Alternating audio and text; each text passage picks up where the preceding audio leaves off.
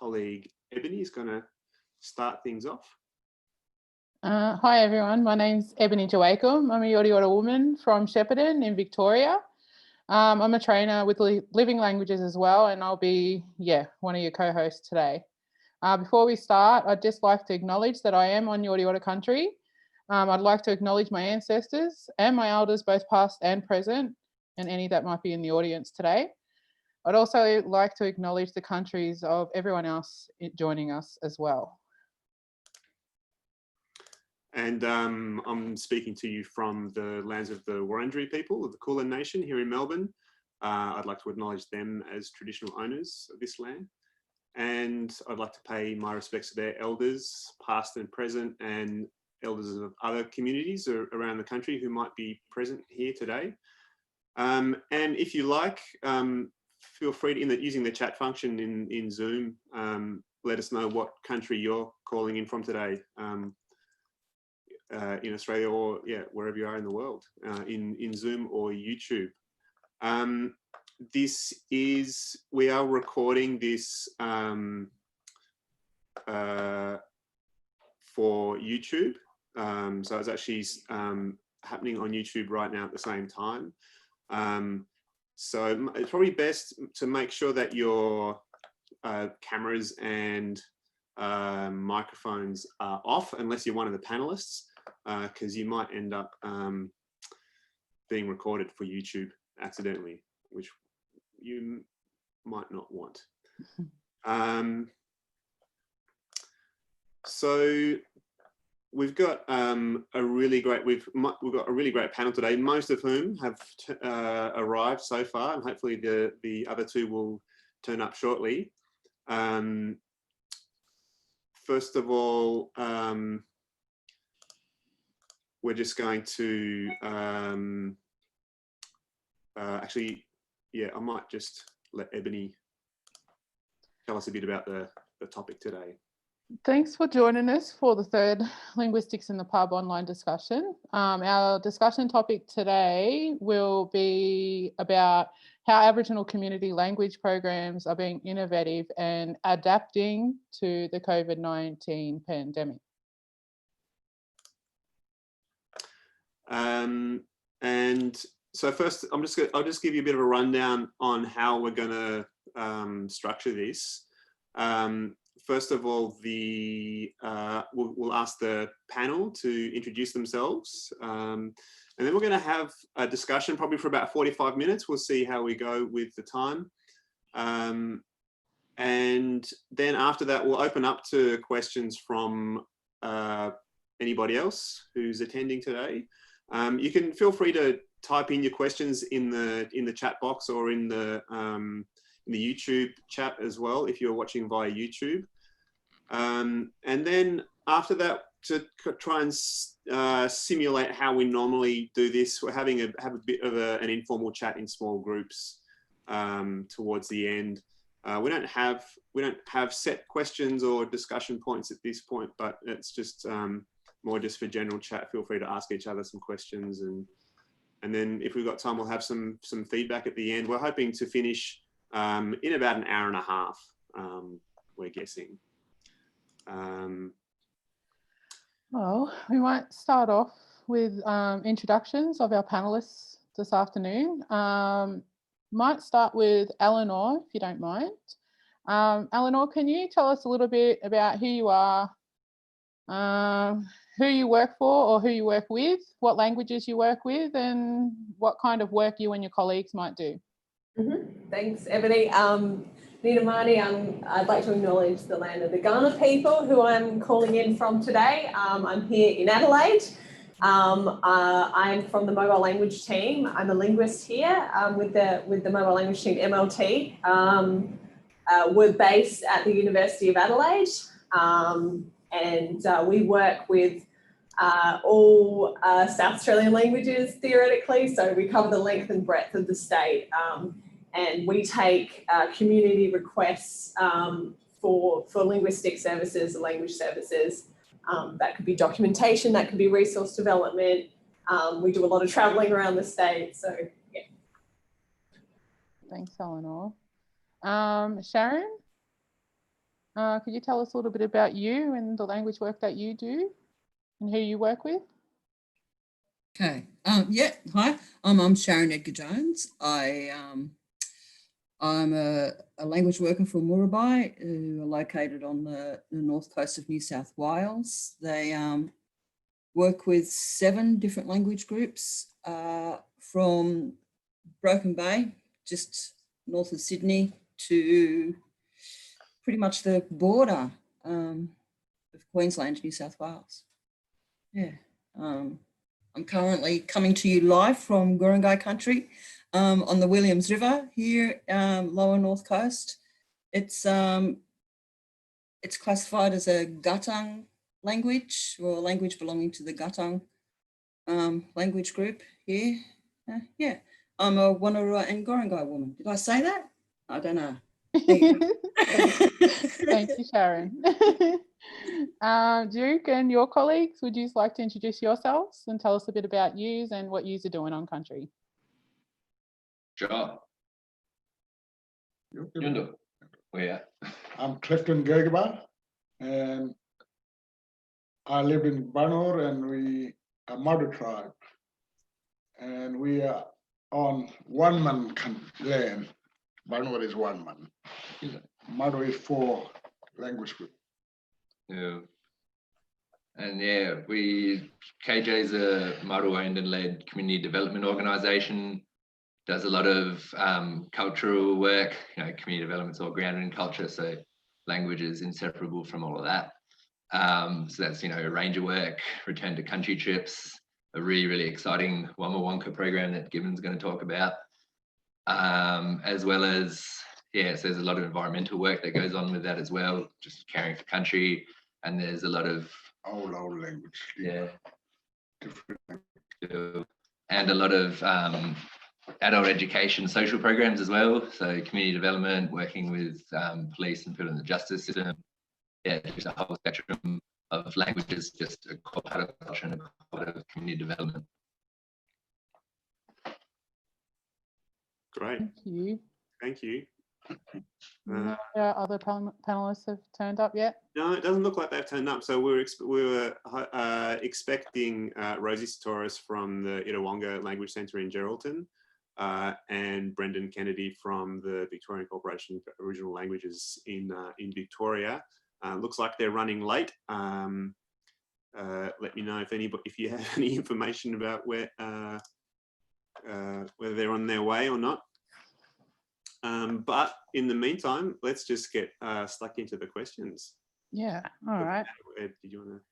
Yeah, for our first question for our panelists today is, what are some of the challenges that you or the communities that you're working with have had to face throughout this time of the COVID-19 pandemic? What kind of effects has it had on the language programs you are associated with? And how have you had to adapt to some of those? And we might start with Sharon this time, if that's all right.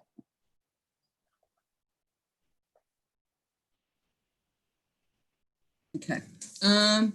So I actually I work from home most of the time, or from Albert's office. Albert's the linguist that I work with. The language centre is located about 300 kilometres north of me, but it's had a very big impact on the way things have been operating up there. They were running a Certificate 3 in Guttung language at Port Macquarie TAFE, and that's had to go online. It's been, I think they called it a double-edged sword, where they had a really big enrolment of 25 students, and they ended up losing a third of the students when it went online. Lack of technology. Some people didn't find that the delivery was working for them. What else? But it also enabled participation from people off country, which was a bonus, I suppose. So their current enrolment is 19, and they're delivering it 1 day a week via Zoom. They also have the Gumbaynggirr class, a community class that they're running up there. and that's had to go via Zoom. And that actually, their participant numbers increased when it went online. So they're running Zoom classes in the morning and again in the afternoon. There's a lot more development involved in running the classes online, which, yeah, it's a lot more time consuming for Bron, who's watching, and for Julie, who are both delivering those classes. Yeah, but for myself, my little old self, and Albert and Jim, because the language that we're working through is being reclaimed, we're still working on that reclamation from historical documents. So we're not actually working with community at this point. However, we were supposed to start community classes this month, and they've been put back. Living Languages are going to come down. We're going to come up and run a workshop for us. Yeah, so we've had to postpone that. A lot of the elders who are going to be participating in that class aren't comfortable with technology, and they don't want to attempt online classes. So we have to wait until everybody's feeling safe, I suppose, from COVID before we can kick off again. Yeah.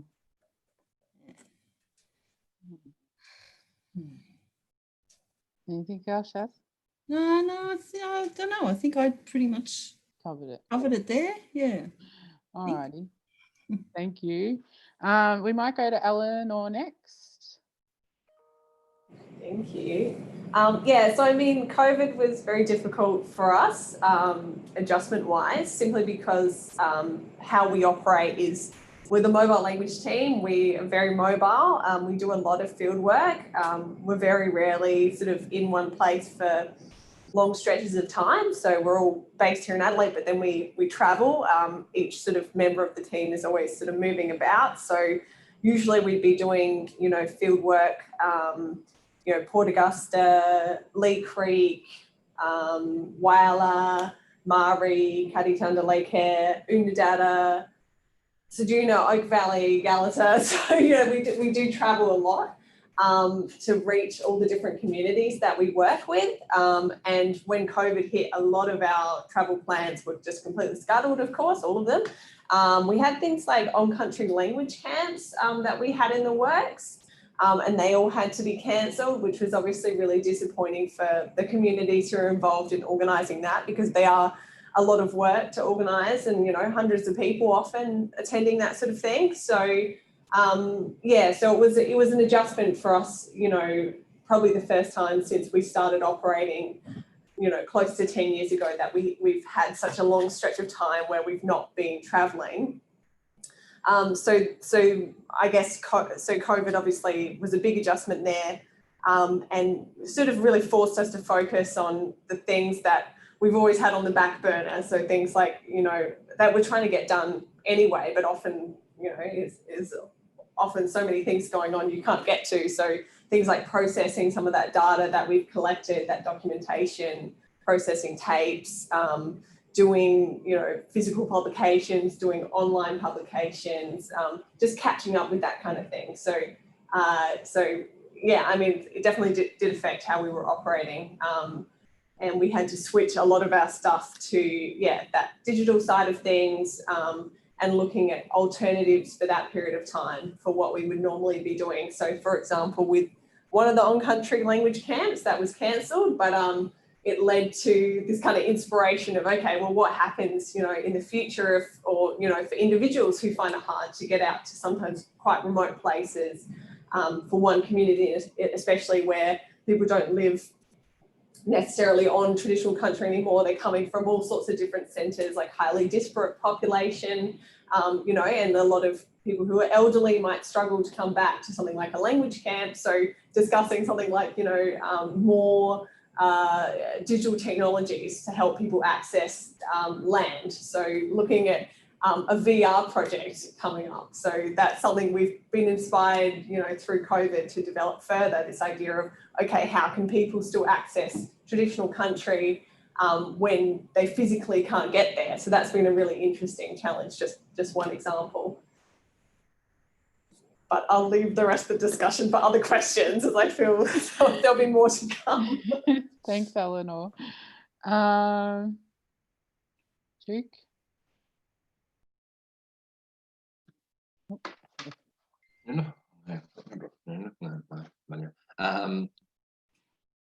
Yeah, so a lot of what Eleanor just said was very relatable. There have been kind of two sides to it. So across the Murray determination was all biosecurity region.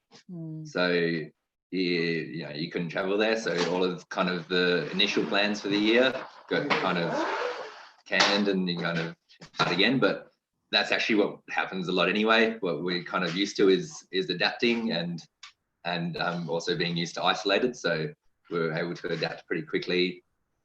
In some ways, yeah, stuff like facilitating access for people who can't get on country has been a concern anyway, because it is so remote. So there's a lot of work, and that some of that's actually accelerated. Use of Zoom has been really, really good.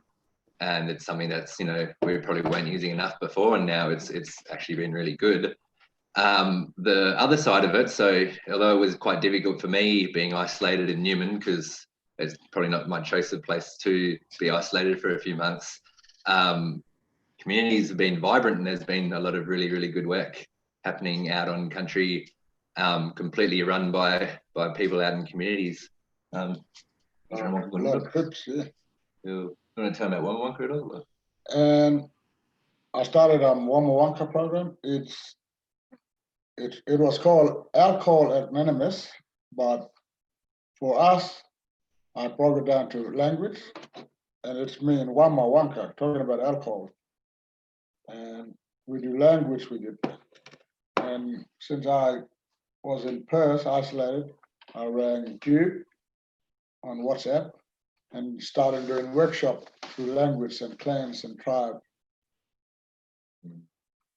And yeah, a lot of stuff in it. And through the language, it's about 6, 7 language, 3 gone, 7 maybe, and 4 a lot around. But we wanted to try and dig up the old language, old language.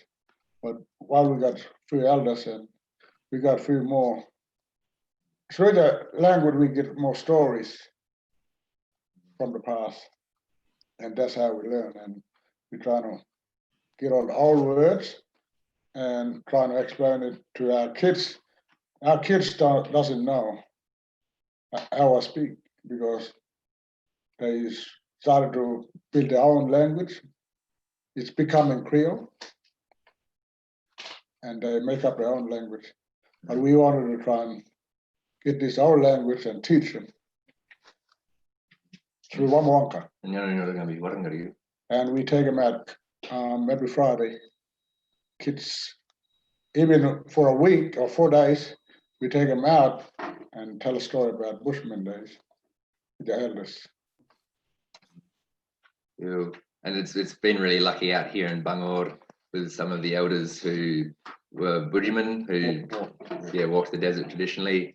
It's actually been, it's one of the kind of weird positives of COVID actually, is that a lot of communities were that safe haven, and a lot of people left towns, which are a lot of really a bad place for Wama, and came back out to country. And so there's been a lot of From the COVID, they brought the mother back to the community, and it was good for the community to bring back the mother people back home and learn more language stuff.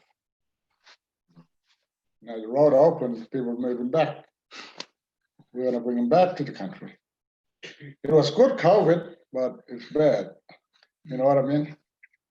Good for us, because we brought all this Headland, Newman, Nullaghan back to us. Punmo, Barno, it was about 250 people. It was flat out, which is good for us. Yeah. Who decided that people needed to go back to the communities? Themselves, because it was risky living in town and getting it COVID. The COVID made them frightened, and they wanted to go back country safer. out in the bush, live like a bushman. And then we talk about bush life. Yeah, about country and culture. Yep, culture, country, songline, everything. Our language, different language. Did you get stuck in Perth though? Yes, I had to be isolated in Margaret River.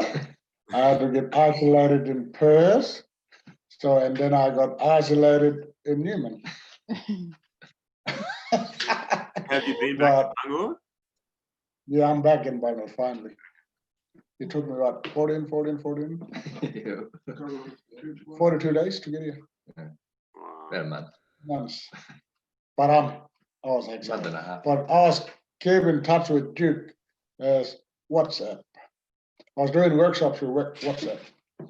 And So for you're colleagues like you're running workshops from Perth. Yep, Margaret River Yeah. and Newman And Jigalong. and Jigalong. And I've done it for Punmo. So I got to fly on our camera. It's all exciting here. Because of the Wamawanka, if we say Wamawanka, we need to talk about the problems that causes language, losing culture, losing stories. It's alcohol. No one ever talked about it.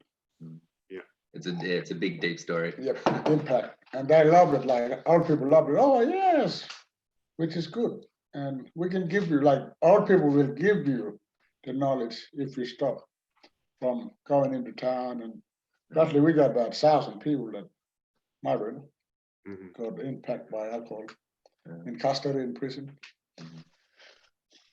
That's my aim, to build it back through language and culture. Right. You, It looks like Rosie's just joined us. Is that you, Rosie? Yeah, you turned off my video, so I just left it off. Oh, let's turn it back on if you like. Hi. Hi, Rosie. Hi, Rosie. Thanks for making it. Yeah. Yeah, sorry. I'm like in a place where the internet is not great. So we had a few technical issues. Of course, it had to be exactly at the time that this was on. So sorry, Where are you calling in from? There's no way to tell you that I was late either. So That's fine. Thanks for coming still. Yeah. Tell us a bit about where you are and what work you normally do, and because we missed the intros, so maybe just give us a bit of an intro about what I'll give you a 1 minute, the 1 minute speedy special. So I'm Rosie and the coordinator at Illawonga and Geraldton. And at the moment I'm on Turi Creek Station, just out of, well, just sort of between Newman and Barberton. So I'm here working with Wariagathian speaker, Mr. Salmon, and he might drop in. I did tell him that he should drop in, but he's out putting some horses in a paddock. You know, we're on a station, so that's what he's doing. Yeah, so actually Andrew and I had a bit of a chat before this, saying that I was kind of undermining the meaning of this presentation, because I'm actually out on field work, but obviously things have eased up a bit in WA, not so much in Victoria, as I understand from the bit of internet I've had today. Yeah, so a lot of the work that we do is revitalization work. So most of our language communities, we work with 7 communities in the Midwest Gascoyne region of WA. And most of those communities are at a place where there are few, if any, speakers remaining who, remember the language all the way through. And Peter is one of those people. So, like I said, he's a Wariagathian speaker, and he is very knowledgeable in lots of things, not just language. He's culturally very knowledgeable. He is a stockman, and he's 87, and he's been working since he was 10. So he's a very knowledgeable person, not just language speaker. Yeah, but the majority of our work is revitalization. So a lot of the work we're doing with him now is trying to collate his knowledge and the things that he thinks are important, and put them together with the things that his descendants think are important, and try to give them the information they need to to be able to use their language when he's no longer around to use it with them. Is that okay? And do you want to tell us a bit about what sort of impact the pandemic and the restrictions had on your work and on the communities you work with, and how you adapted to those? Yeah, sure. So we had a few events loosely planned. Luckily for us, nothing really locked in. It was just by luck of the draw that I was disorganized enough not to have confirmed anything. And it actually worked in our favor, you know, that we had some big meetings that were going to happen around about now, actually. And they didn't go ahead, obviously, because of, you know, once it hit about March, and we thought, we don't think that this is going to go away anytime soon. So of course, you know, we're a language centre funded by the federal government, so our funding goes for the financial year, and so we had to make sure that you know, we got our things done for the year so we could do a report to say we've done them. And unfortunately, most of the big things that we had indicated we would do couldn't happen. So we had a big reference group meeting planned. We had a big trip with Peter and his family planned, and they got put off because of the virus. So it sort of disrupted some of our really important, like, you know, key things we wanted to do this year.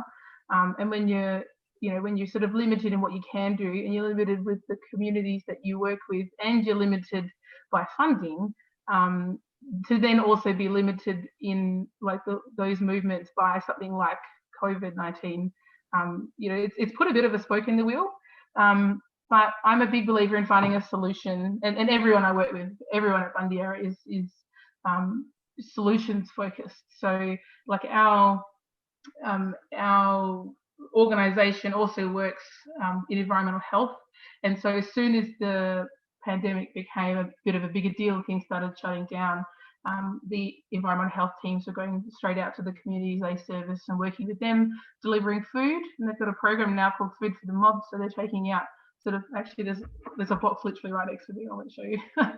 They're partnered with Food Bank and a couple of others to deliver food out to the communities. And I think like Qantas has donated a bunch of like pre-cooked meals, which I guess is nice.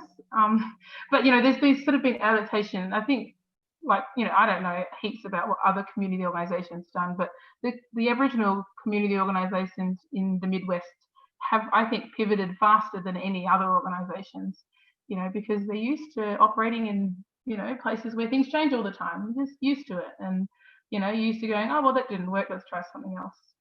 And so that's what we've done. You know, once we could get up here safely to see Peter and work with him again, that's what we did. That's why we're here now. And, you know, we've adapted our actual language work by reaching out more by phone and putting, you know, more things online for people, where we started developing some online learning, which is, you know, it's always been in the pipeline. It's something we've wanted to do for a long time, and that, you know, that pressure and the imperative to do it weren't there. But now it is. Now it's we have no choice. we can't, you know, go back to a model of delivering things face to face with the, you know, certainty that it will keep happening. And so we've gone, right, we actually really need to regroup. And that's, I guess that's the benefit of not being reliant on fee for service and other kinds of funds that can dry up when, you know, government's committed to giving us money. We've got a bit of space to say, right, thank you. Right, we're going to, you know, think about how we're going to do this, and we're going to take a bit of time to regroup properly and go back to those sort of building blocks and do it right, so that if this is a 10-year, 20-year, forever thing, you know, we do it the right way and we build up from the ground up, rather than just trying to panic and do something. And yeah, so we're lucky. We know that we're lucky to have that space. Great.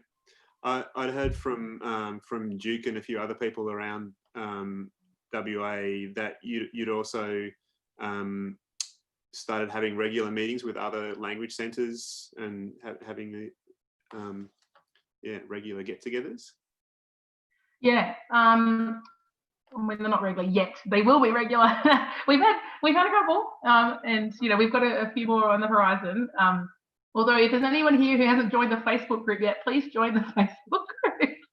I made a Facebook group for it. to be renamed in the future. But yeah, it's kind of just a network, a really informal kind of network.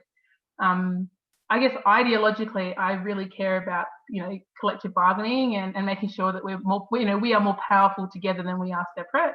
And I think that's true, not just if we're talking, you know, in the union context, but if we're also talking about, you know, actually sharing our knowledge and sharing our experiences and those kinds of things, we're all better and stronger for that. So, you know, when we started talking with Duke and with Annie, who's currently down in Perth, but, you know, was in Headland and sort of, you know, people familiar with isolation geographically, we started talking about that being a really good thing, you know, that maybe, you know, and this has happened before, you know, someone comes to the language centre in Geraldton and says, oh, we want to do this project and it sounds really good, but then we do some research and it actually turns out not to be that good. And then, you know, we hear that maybe he's going to go and see Duke and the, you know, fellas up there, and we just can get on the blower and be like, hey, Duke, just, you know, keep an eye out. This person's coming. This is what to expect. Because I think a lot of the time, it's really easy to just, you know, talk to individual language centres or communities, and, you know, I sort of see it sometimes as a bit manipulative, that people can, you know, create a narrative about what they're doing and it's not entirely honest. And so being able to share that and having this sort of web, this network behind it, you know, where we can't, you know, they can't get one over us, you know, they can't trick us, you know, and that way, you know, we're stronger together, I think is an important thing. And it also just, you know, if you're working in a language centre, I don't know about anyone else here who's worked in a language centre, but when you start particularly, you're like, what am I doing, you know, and like, even if that's your home and that's your community, you're still like, I don't know what I'm doing, you know, and having people around you who know what to do and can maybe stop those mistakes that we all make, you know, it just make life a bit easier in the long run. That will be a good thing. And yeah, so it's still pretty informal. And it's, I called it the Language Centre Network, but it's not just for language centres, it's, you know, language programs, language speakers, people who work on their language. And it's really just. You could share the details in the chat with people if that was. Yeah, I saw that. I will find the link somehow, and I will send it to you. I will. Yeah. Thanks, Rosie. So just, I know some of you have already touched on, but it'd be good to sort of start evaluating some of these. Maybe you have some ideas about what you've had to introduce all these new methods, different ways of working. Some of you are doing just kind of more of the same thing, you know, because this idea of working remotely is pretty familiar to most of us working in this field. What's been really useful, and you think you will continue doing that kind of thing in the future, and what has been really frustrating and you'll be really glad to see the back of it? Rosie, I might start with you again. I'll sort of go in reverse order. Yeah, right. I think what's been useful is the imperative for everybody in our program to work online, because, you know, there's, in all places, not everybody likes to use computers and not everybody likes to do things digitally. And that's fair enough. I often don't like that as well. I don't like the phone. I hate the phone. And actually, that's what I'm going to be happy to see the back of, because everyone's like, let's have long phone calls and talk about things. And I'm like, I'm a millennial. I just want to get an email. So I will be happy to see the back of, you know, long phone calls with my family, but not in a language context. But definitely the online and the digital adaptation. You know, that we've got a lot of people in our community who, well, you know, particularly in our language centre and program, who, oh yes, Language Centre Network. Thanks, Ruth. Thank you for finding that. Sorry, there's a thing in the chat about whether that's the link. The link, Ruth has put it in the chat. Thank you. Yeah, it's, you know, our language workers and our community being, I don't want to say forced, but kind of forced to adapt to things that, you know, that me and Jackie, our linguist, you know, we know how to use, you know, digital things because we grew up with it. We're digital natives, isn't that what they call us? But, you know, other people are being, you know, made to do that and to realize that it's actually not that hard. I think that's the thing, is it's not hard. It just takes a bit of, you know, trying and committing to it. And it's sort of this like cultural shift of that things have to now be accessible in a different way, you know, and for people to sort of think, well, how can I do that in a way that I feel comfortable with? And how can I do it in an appropriate way so that I'm not just, putting things out there that I don't want everyone to have access to? Well, and learning about access and learning about, maintaining, digital rights and that kind of thing. And it's kind of just thrown everybody, I think, really headlong into the 21st century, and given us all, the reason to adapt. That, necessity is the mother of invention. So that for us, that's the biggest. It's a real kind of paradigm shift, that everyone's making that move over now. And I think that, we'll have community will come on board. Well, the broader community will come on board, that we can no longer go into a school because we generally work with vulnerable speakers. So you have to accept that you're going to get, online training. But yeah, I think the thing that I will be happy to see the back of again is those phone calls, and just the inability to connect with your speakers in person.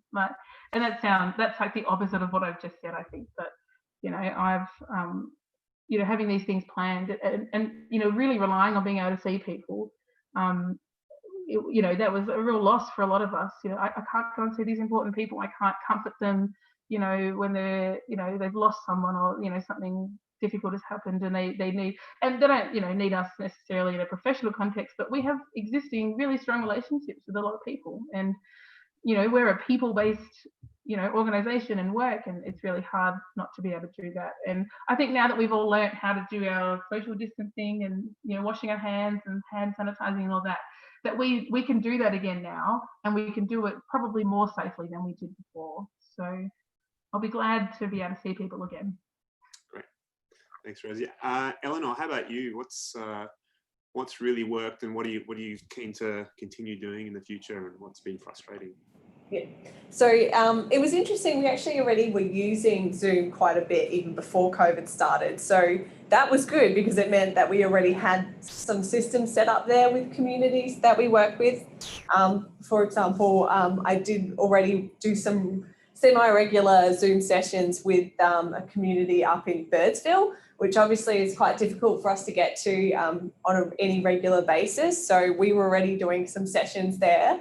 And I think it was, the good thing about it was we already had it set up, but I guess it expanded those sort of things and really brought that to the fore. So instead of being a background thing that we're kind of just, continuing on with a few communities, it became, often the only activity that was happening now with those languages. And we found a lot more people were wanting to join in with it as well. So we were doing these sessions with one person, two people, and then all of a sudden, every extended family member wants to jump on and start having discussions about language. And that was really nice, actually. I found because I guess people were at home, as we were discussing, people were there at home, and often, all those other life distractions fell away a bit, and people had a bit of time and capacity for this kind of stuff, for the language work. So it was really interesting to see some of those people kind of come out of the woodwork when they had a bit of time and space, and it was something to do as well. So this one woman I was speaking to in Birdsville said that she was sort of she's from Birdsville but was away and got sort of trapped in Toowoomba at the time, and so she said she was actually feeling quite sort of lonely and almost a little bit depressed because she was out of country and she wasn't around her close family. But she said it was so good to be able to do the language work with us because she was then able to reconnect to that sort of thing and to do a language, and it was some sort of routine for her. So I think for us, sort of showing that the online stuff and the phone calls and the Zoom sessions that perhaps we were doing a little bit of, trying to keep that as, an ongoing regular thing, for people, if they want it, it's there sort of thing. So I think that was quite positive, and I think, it was nice to see that the Zoom meetings and the phone calls could become a very important aspect of someone's weekly routine. So that was really quite cool. For what wasn't working, there's obviously only so much you can do, online, and we're always planning through those sessions, okay, well, you know, let's talk about these things and, you know, have this discussion or do this little lesson together. But, you know, when we see each other again, we'll be able to properly discuss this or, you know, talk about the place names, or there's another topic perhaps that's more appropriate, you know, to look at in person. So, yeah, and, you know, also certain people who obviously weren't able to join us with those online things or the phone calls, that, you know, we're always planning to do in person. So we're still making those plans, you know, saying when we get there, when we can get there, we've got a long list of things to do. So yeah, it was just interesting how it all kind of fleshed out with that Zoom stuff, sort of the expansion of that. And then, yeah, I guess, you know, the phone calls as well for people who weren't using online, doing a lot more chatting on the phone to people, which was actually quite nice. And I think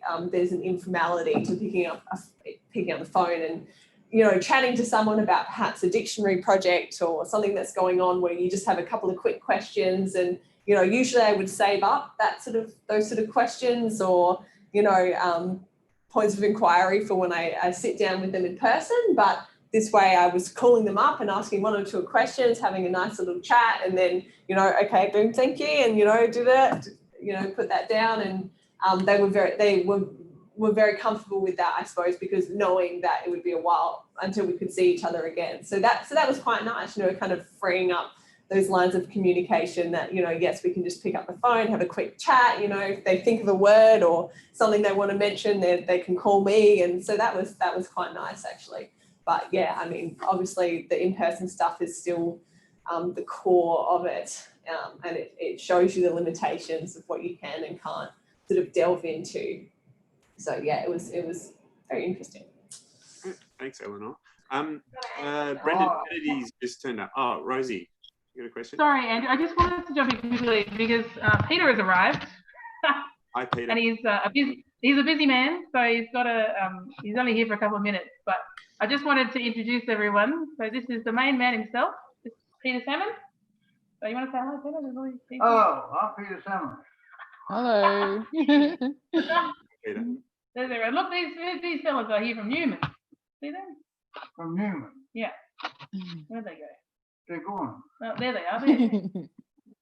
Duke, who you got there with you? Nyari Gujamo, you know Nyari Morgan? Nyari Gujamo. Nyari. Say again? Nyari Morgan Stamo. And Dorgo Thomas? Wanda my boss? Bruce Thomas. Bruce Thomas. And Nyari Morgan, their family. Yeah, Nyari Morgan. Steve. Nyari Morgan. Morgan. Is good. Jerry Morgan. Yeah. Yeah, I know Jerry. There you go. That's my Jerry. Ah, there you go. That's his. Right? Jamo. Oh, yeah. Yeah, you know him. Yeah. I probably know if I see it, you know, from close. Because I know a few people in Newman. Mother's father. Yeah, it's Nyari. Ah, okay. Well, look, we might come see you. Oh, We might go see them in Newman. yeah. Yeah. So just for everyone who else, there's all these other people looking.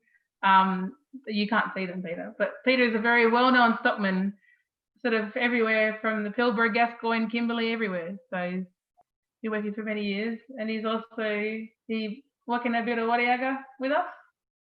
Yeah. Bit of language with us, and Newman. the Inma. Yeah. All of them, eh? My sister used to be in Newman. Maple Chubby or Maple Merrick. They might. All girl. Huh? Is she all girl? Yeah. There you go. Yeah. There you Yeah. Well, she's been working at Diggle a long time. Ah, Yeah. I'm the brother. I'm the oldest brother. Yeah, that's your sister, sister with the winner. Yeah. there you go. See? Great to meet you. Peter's everyone's boss out here, so yeah. Connection. Sorry to jump in. I just because he's here and he's gonna go. What are you gonna do? Oh, there's a little bit more talking over there Oh, with the Nyambali now. Yo.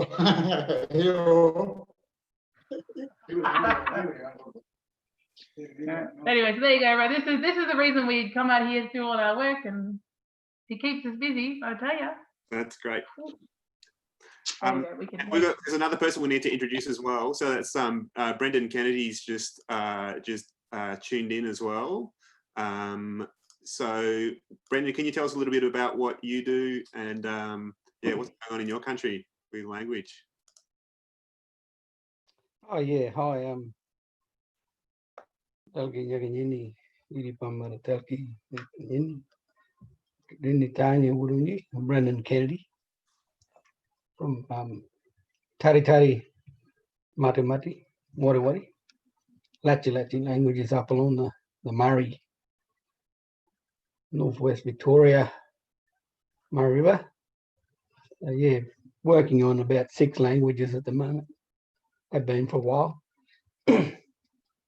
Those being the most recorded language, my people's language, Mati Mati, well recorded, and also Wari Wari and Lachi Lachi. I'm also working on Tari Tari and Yuta Yuta and Naranari. Small fragments of languages that have been documented and remembered. So it's a big job, but yeah, it's a lifelong journey. I picked up probably about 15 years ago, started doing it. Great. Doing a few. And how's it? What's been happening the last few months with the coronavirus restrictions and things? Has it affected the way that you work much? And No, still working. Still been working with Wiradjuri Condobolin Language Centre there, WCC. I'm the chairperson of VACL, Victorian Aboriginal Corporation for Languages. So yeah, we keeping on. Just about to release a combination of those languages, a book that will be released in about the next couple of weeks. So that's called Chilingi, which is a combination of all those 6 languages. So yeah, still working on animations and books, and yeah, and we've got a language centre in Robinvale. Great, that's new, is it? Yeah, I suppose we were going to launch the opening of the language centre around March, April, but yeah, everything sort of COVID-19 has slowed things up a little bit there, but yeah, still working online, using the digital resources. Digital technology helps us to continue on. Yep. Great, thanks. And we'll come back to you. Maybe Sharon, can you tell us a bit about what you've what you found really helpful for you lately, and is there anything that's been particularly frustrating for you, or things that you're really keen to continue in the future? For me in particular, the stuff that's been really frustrating is not having the face-to-face time that I generally get with the 2 linguists that I work with. It works differently when we're what do you call him? Skyping. There's just not that energy, that bouncing off each other that we usually do when we're trying to analyse our data. But yeah, I think for the folk like Bron and Julie in particular, who are working out of the language centre up there and running the classes, I think that the most frustrating thing for them has been the amount of time that it consumes to run a 1-day class. It's taking them 2 days to do the prep work and then a day to deliver the class. But having said that, that prep work's done now, so it makes it easier for them to deliver classes in the future if they're going to retain the Zoom teaching. I don't know. I think disappointment because we haven't been able to do that important stuff like book launches. Just getting a plug in there. Yeah. they've now developed a bank of resources that they're going to be able to continue using for the Garang language. That's it. I can't really think of I can't really think of anything else to contribute at this point. Sorry. That's great. Clifton and Duke, what have you found? You've used a whole bunch of different methods recently. Is there anything that's been really good that you want to continue doing, or anything you'd like to see the back of? For us, it's the big thing. It's kind of just dependent on place, on where you are. If you were in Newman, or like some of our the people who work with the films or stuff down in Perth, then it's been pretty rough. Just because you can't work with people, you have to do it over Zoom and WhatsApp. And so we can bring our filmmakers who we work with, like David Wells and Curtis Taylor, out onto trips onto country, because it's logistically it's just too difficult, especially when you need to be able to adapt and stuff. As you asked, especially another colleague here, colleague AG, Anthony Gibbs, and he just said, no, like COVID, it's been really good because people left things have to find in town and they came out of the country. But combination with Skype, Wi-Fi, it's good at it. Well, speaking of problems with Skype, like there's actually the audio is not great. I don't know if that's just me, but you're breaking up a bit. Yeah, so it sounds like it's an internet thing. I don't know, or it could be a microphone. Try again. Let's see. I'll try this one. Direction. That sounds better already. Okay, it might have been my microphone. Did you hear what I just said? Got most of it, yeah. Okay, cool. Yeah, and that's the other tricky thing. Yeah, internet's not that great once you get a few kilometers out of Newman, out of anywhere where there's big mining activity. Yeah. I'm going to watch it later. And hard to come back. Isolation. Yeah. So if you skip like the deadline for getting back out to community, then it was pretty rough. But if you made the deadline and made it back out to community, then it's been really, really good. And yeah. Good for the community. Bad for us stuck up in town. Yeah. Great. Eb, should we go on with the next question? Yeah. Our next question for all of you is, how's the pandemic or the restrictions that come along with it has it taught you anything about languages or the way you work with them? And or do you think that the pandemic will have any kind of long-lasting impact on language revitalization or maintenance in the areas that you are working in? We might start with Eleanor this time. Okay. So long-lasting effects, and also, what was the first half of that question? Sorry, we were talking about the long-lasting effects. No, sorry, there was two sort of double barrel there. Yeah. Has the pandemic or the restrictions that have come along with it taught you anything about languages themselves or the way you have worked with them? Yeah. Well, okay. So I feel like, it's that thing of saying, double-edged sword. There's the positives and the negatives, and there's things to learn from this whole process. And I think, let's try and look at the positives. I think there's been some interesting things that have come out of it for us. This idea of what was good about the time, where we stopped doing field work, and I guess we had this kind of frantic pace because, nearly all of the languages we work for are highly endangered, and we are working with last speakers here. A lot of the languages I personally work with have, 4 to 10 speakers left, and all of them are elderly. So we feel very rushed, we feel very stressed, and we feel very time poor all the time. So being forced to take a step back, to not be doing that mad kind of documentation that we're always doing was kind of a relief, because we just have so much data that's really stacking up. And I think, you know, it's this question of this balance between, you know, making sure yes, you are capturing as much as possible, but also that, you know, you're capturing the right stuff and that your time out there is well spent.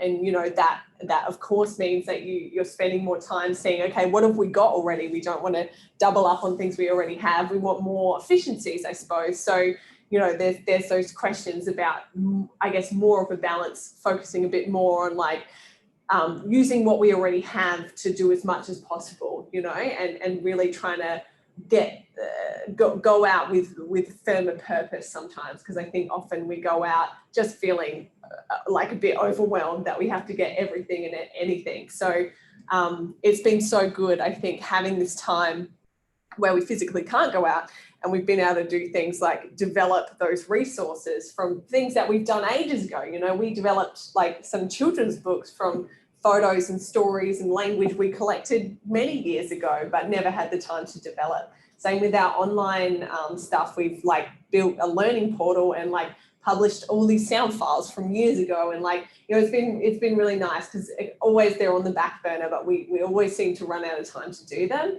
And then likewise, you know, with doing tape transcriptions, which, you know, for anyone, you know, who's done them before knows it's very, very time consuming and always like, you know, falls to the bottom of the pile when you're rushing around a bit. So doing some of that was really nice, and saying, oh, okay, look, we've been able to collate some of that and saying, oh, we really, you know, have a block of knowledge here that we need to go out and get now. So I feel like personally in my work, I can go out with a bit more of a targeted approach, saying, oh, these are really the things I don't have, and now having more of an idea about what I do have. So that's been really good. I mean, I don't exactly know what the solution to that is. I mean, we are, of course, like everyone involved in this field, like quite short-staffed and, you know, working, you know, to the what do you call it, the gums of grant money. So we're quite overstretched. But yeah, I think that was really interesting. And I often think about, you know, how productive this time pressure and stress about last speakers, you know, is. I just feel like everyone is under a lot of pressure, and how sometimes that can be counterproductive. So I think that was an interesting lesson that we've been discussing here in the office. And, you know, yeah, and yeah, so that's been one important thing I think that we can take away. And then like how, I mean, the second part of your question was how has it affected revival situations in those communities we work with?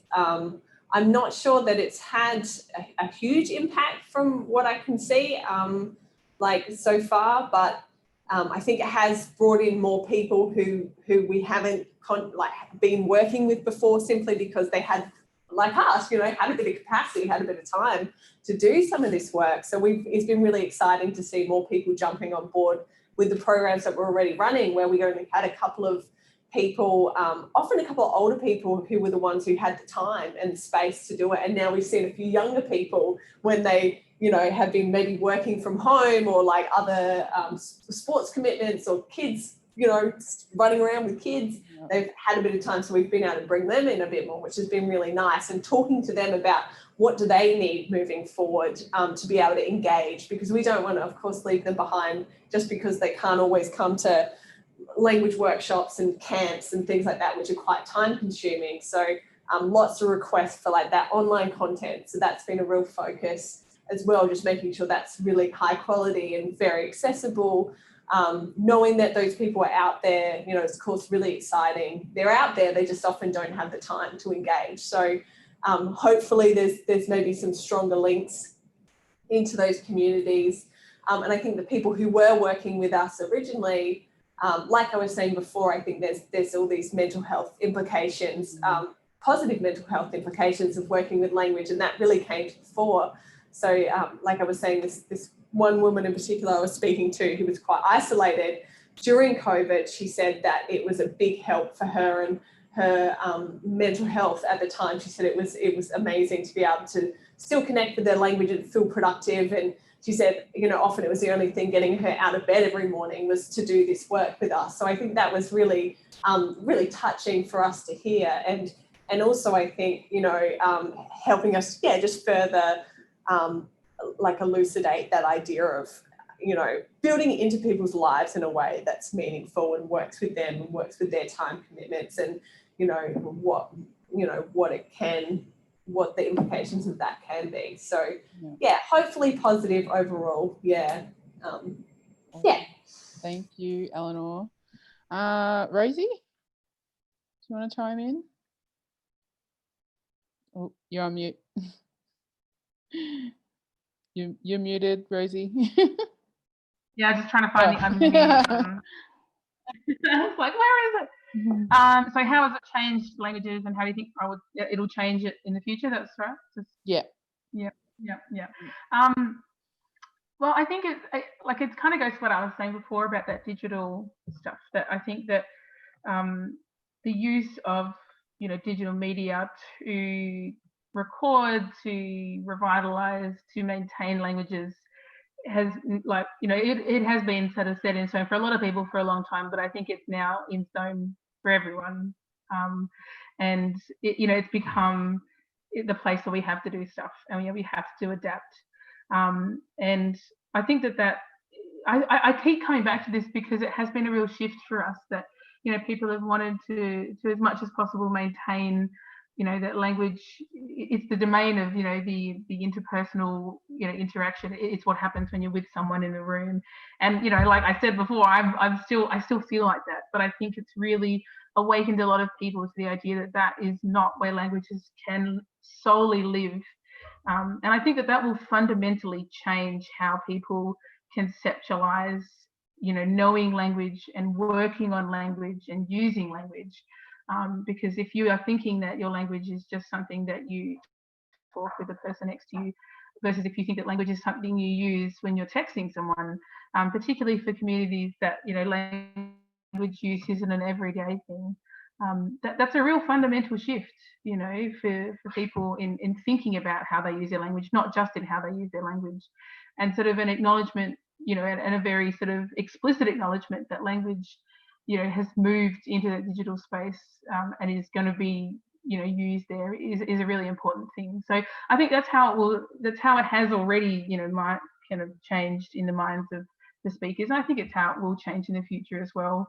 You know, in our area in the past, I mean, it's always, you know, we're always undergoing generational shift, but particularly in the past 5 years, and I think for the next 5 years, we're undergoing a real generational shift. A lot of those old people who speak language and know it very well and have been guiding sort of, you know, boomers, for want of another word, you know, through their learning, you know, they're sort of, you know, Peter is 87 and he's, you know, one of the oldest speakers. He's still working, so he's a bit extraordinary. But, you know, those people, a lot of those people have recently passed on or sort of, you know, coming to the end of their time.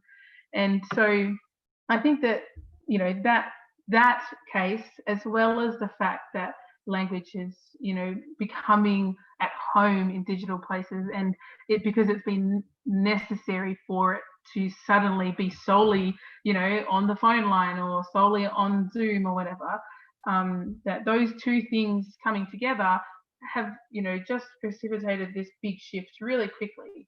And I think it's a good thing that, you know, we're all familiar with apps and we're all familiar with that kind of stuff, but, you know, we all know as well that language use online is not restricted to Duolingo or, you know, like trying to get your phone to or not autocorrect every time you use a language word. It's not just that, it's also, you know, being at home in places like, you know, online banking or whatever. And I think that maybe, I'm hoping that one of the things we'll see is a move to language appearing in other places in digital spaces that we haven't seen before, you know, so being something that you can say, you know, use easily in design or Photoshop, or I don't know, I didn't think that far ahead of my examples, but, you know, that it becomes at home in places that you hadn't seen it before, and sort of, you know, takes over those places. It's where it belongs. If that's where, you know, people are living, that's where it belongs. It's pretty simple, we know that. So I think that will be, I see that as a big change now, and it'll be something that changes or that stays that way into the future. Thanks, Rosie. I might just step in now just because we're starting to run out of time a little bit. I'm sorry we didn't quite get to the other panelists on that particular question, but what we thought we'd do now is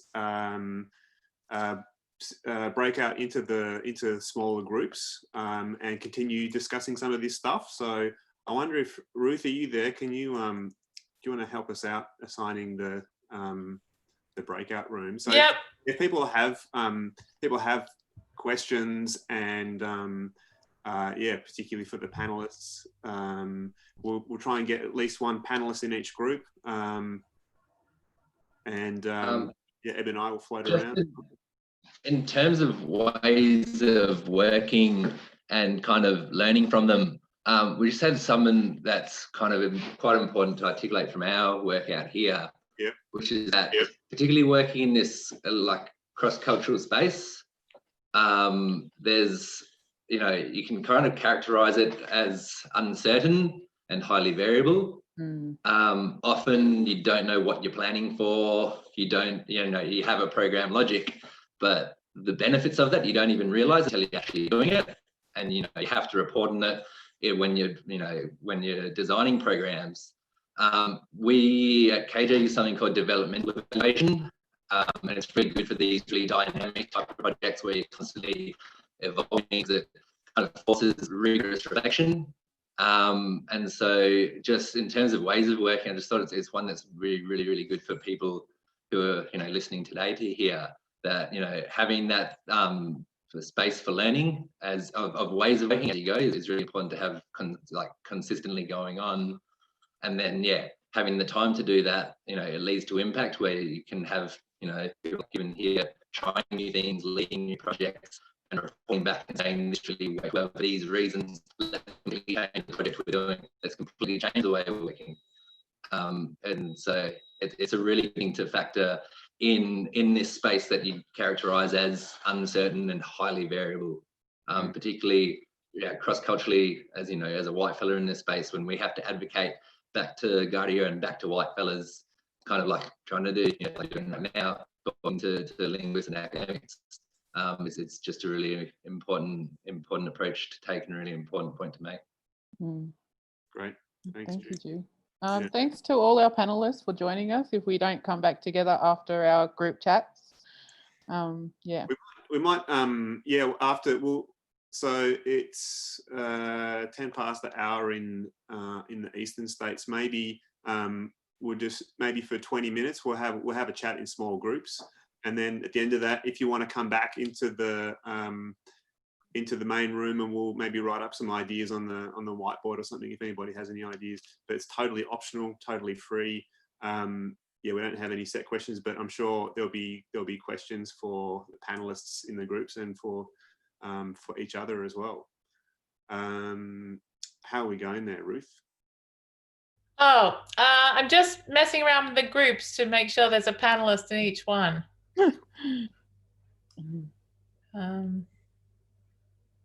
Looks like it's roughly worked out.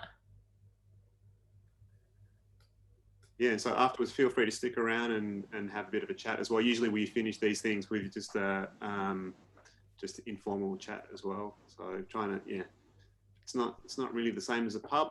You're welcome to have a drink if you like.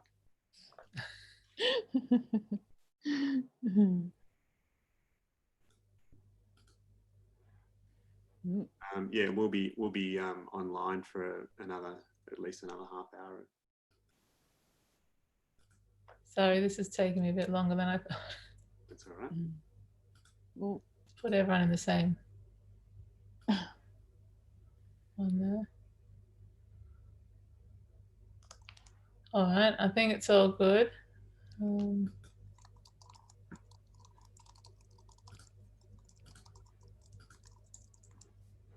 All righty, I'll open up the rooms.